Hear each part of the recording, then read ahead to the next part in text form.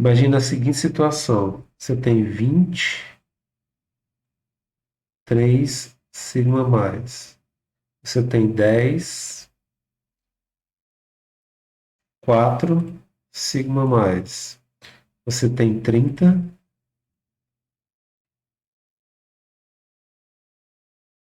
5 sigma mais. Então, se você quiser saber a média, rapidamente, qual é a média desses valores? Do valor do somatório de x sobre n será o somatório de x, que será x, que é y, será 12. E o número de registradores, quantos foram registrados? 1, 2, 3. Então é igual a 4.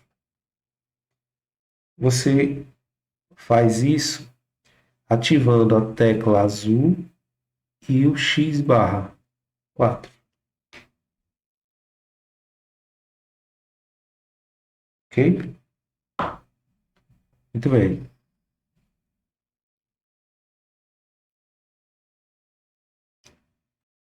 Você pode treinar, que nós vimos agora com HP, no exercício, né? 4, com as funções de destaque. Na aula 4, tá? Você pode fazer alguns exercícios de revisão que a gente viu até agora. E agora a gente vai começar juros simples, né? Revisando o que são juros simples. Continuando a nossa revisão, a gente vai falar sobre juros simples. Antes de falar sobre juros simples propriamente dito, eu gostaria de falar com vocês sobre capitalização.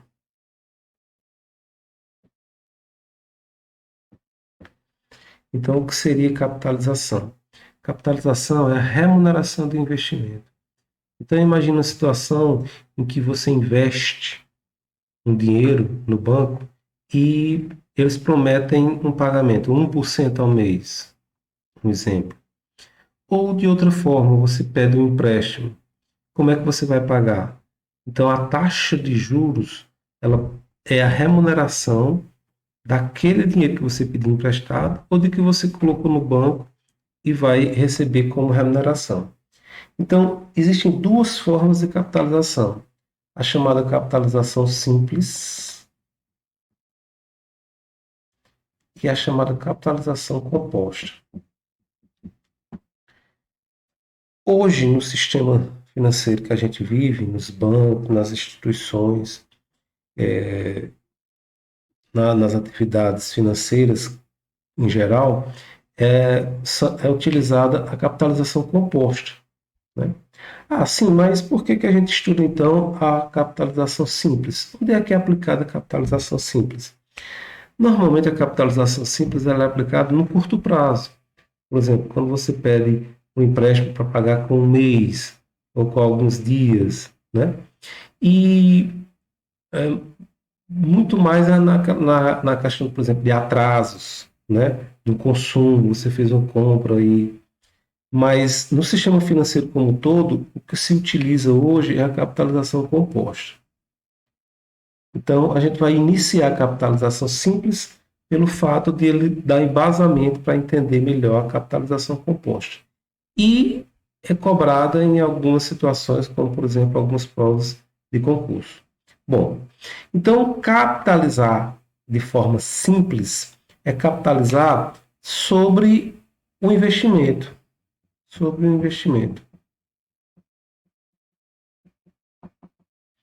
Então, isso quer dizer o quê? Isso quer dizer que toda vez que eu capitalizo, toda vez que eu pago os juros, o valor de juros, o percentual é o mesmo, mas o, a capitalização, o pagamento, o empréstimo que tem que ser remunerado, ele é linear. Então, se um mês você vai pagar 10, no outro mês você vai pagar 10, você já tinha pago 10, mais 10. No outro mês pagou 10, mais 10, mais 10. Ou seja, os valores eles vão aumentando de forma linear, 10, 20 e 30. Isso é uma ideia de capitalização simples.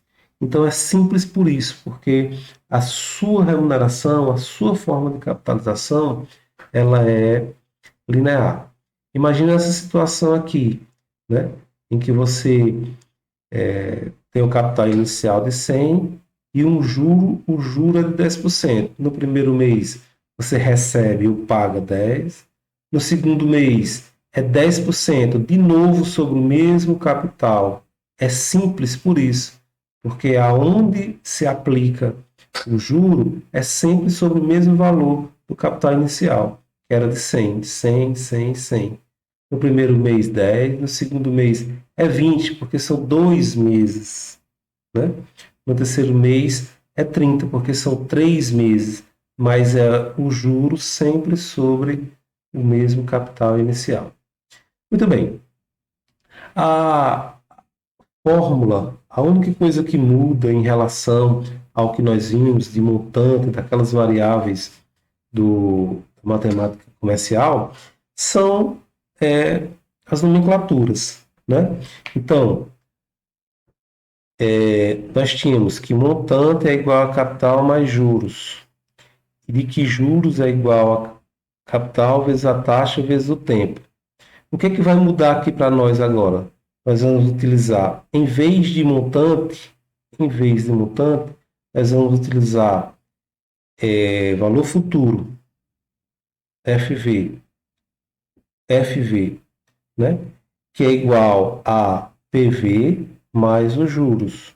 E agora os juros é igual a PV vezes a taxa vezes o tempo, que é N. Então, a única coisa que muda em relação à aquela fórmula, né, anterior que nós usamos são as nomenclaturas. Em vez de montante, valor futuro, em vez de capital, valor presente, tá? Vocês vão encontrar no livro, porque essa nomenclatura é em inglês. É filtro de valor e present value, né? Então, os juros é juro mesmo, a taxa é a taxa. Ok? Muito bem. Então, as derivações das fórmulas, né? A derivação, por exemplo, baseado nos juros, então, trazendo para o PV, se você tem que juro é igual ao valor presente, vezes I vezes N, você pode trazer a fórmula para o PV, né? Você pode trazer a fórmula para o PV. E assim você tem PV, I e N. O valor futuro do mesmo jeito. O valor futuro é igual a PV mais os juros. Então, o valor futuro é igual a PV 1 mais IN. Preste atenção que ela é muito parecida com as fórmulas que nós já vimos da matemática comercial. Bom, eu vou resolver alguns exercícios aqui, exercícios breves, né, porque não dá tempo de resolver todos, mas eu vou resolver pelo menos os 3 primeiros exercícios, só para a gente ter uma noção. Vocês vão tentar resolver os demais e aí a gente vai discutindo, porque a ideia é começar já com o conteúdo da matéria, que seria juros compostos, já que a gente já fez uma atividade, já fez a avaliação, e a gente precisa dar andamento. Bom, imagina a seguinte situação.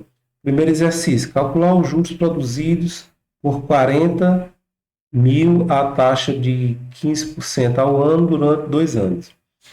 Eu quero pedir a vocês que a ideia facilita o entendimento quando você utiliza as variáveis.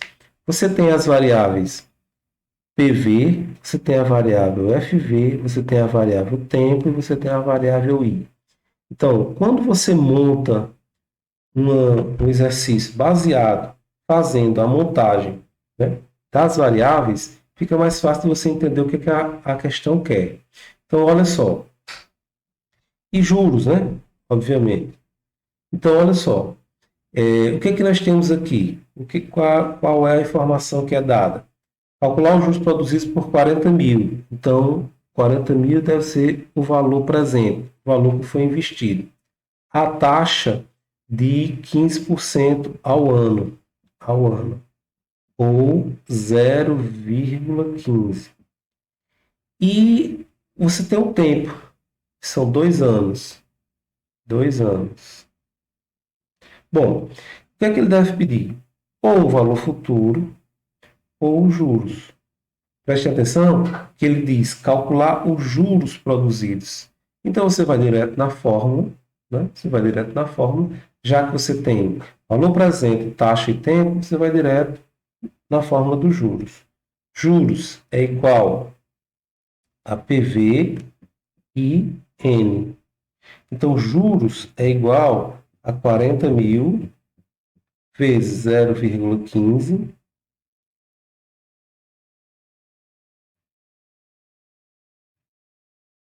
vezes 0,15 vezes 2. Então, juros vai ser igual a 12 mil. Encontrou primeiro resultado. Bom, a gente indo para o segundo resultado, que capital produziu um montante de 20 mil em 8 anos a uma taxa de 0,5. Vamos lá. Da mesma forma que a gente calculou a primeira, a gente vai utilizar as mesmas variáveis para calcular a segunda. Então, que capital produziu? Então, ele quer saber que capital. Produziu um montante de 20 mil. Então, um montante de 20 mil. Em 8 anos, né? 8 anos. A uma taxa de 0,5% ao ano. Então, nesse caso, você vai utilizar a fórmula, né? A fórmula do PV. Qual é a fórmula que você vai utilizar? Então, se você tem valor futuro, você tem a taxa, você tem o tempo, você quer o PV. Então, você faz PV igual ao valor futuro sobre 1 mais IN. Essa é a fórmula. Então, você tem PV é igual... Quem é valor futuro? 20 mil sobre 1 mais... Aqui, eu quero chamar a atenção de vocês para 0,5. Se você fizer 0,5 em percentual, nós vimos isso na revisão, isso vai dar um valor completamente errado, além de ser um valor extremamente alto, tá? Então, esse valor aqui, ele tem que ser em decimal. Então, para que eu encontre o decimal, eu faço dividido por 100, é igual a 0,005. Então, agora sim, esse valor está certo. Então, vai ser 0,05 vezes 8, tá?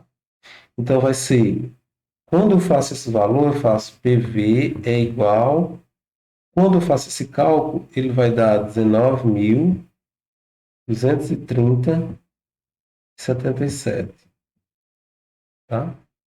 Então, chamar a atenção esse detalhe. Na questão 3 é interessante porque tem valores com prazos diferentes. Os períodos, né, do tempo e período e taxa são diferentes. Então, nós vamos utilizar os mesmos recursos, as mesmas variáveis para fazer a questão 3. Então, olha só, acompanhe comigo. Determina um montante, então eu já sei que é isso que ele quer. De 7 mil foi aplicado, investimento aplicados a 10,5% ao ano, olha só. E o prazo aqui,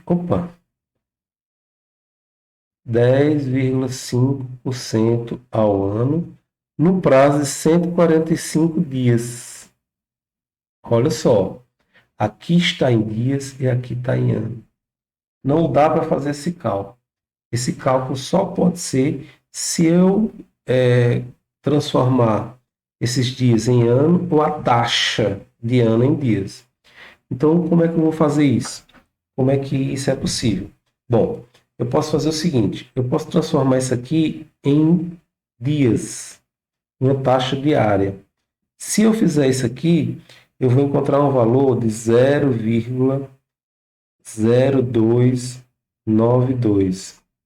Só que, não sei se vocês perceberam, mas o valor que eu dividi foi percentual. Então, esse valor continua sendo percentual. Eu quero transformar isso em decimal. Aí eu divido esse valor por 100. Então, tem que ser em decimal. Então, a taxa aqui vai ser 0,000292. Então, esse é o valor que eu vou utilizar na fórmula. Ok? Bom, ele pede o valor futuro. O valor futuro é igual a PV mais IN. Essa é a fórmula. Se vocês procurarem aqui, a fórmula do valor futuro é essa. Ó. Fórmula do valor futuro. Então, eu tenho que valor futuro é igual a PV, aliás, PV eu já tenho, 7.000, que multiplica 1 mais 0,123292 vezes o tempo, que é o tempo, 145 dias. Agora sim, agora eu posso calcular. Então, eu tenho que o valor futuro é igual a 7.000, 1 mais... Esse cálculo, quando eu calculo 145 vezes essa taxa, vai dar 0,042340. Ok? Então, quando eu faço valor futuro é igual a 7.000, que multiplica 1,042340, eu tenho um valor futuro que é de 7.296,38. Ok. Bom, dito isso, é interessante observar algumas situações, né? Como quando você transforma a taxa, né? Quando você vai transformar, quando você tem alguns valores com períodos, né? Diferente. Então, o tempo às vezes está num período e a taxa está em outro período. Você não pode fazer esse cálculo, ok? Bom, espero que vocês consigam fazer esses exercícios. Quem ainda não fez, só revisando, né?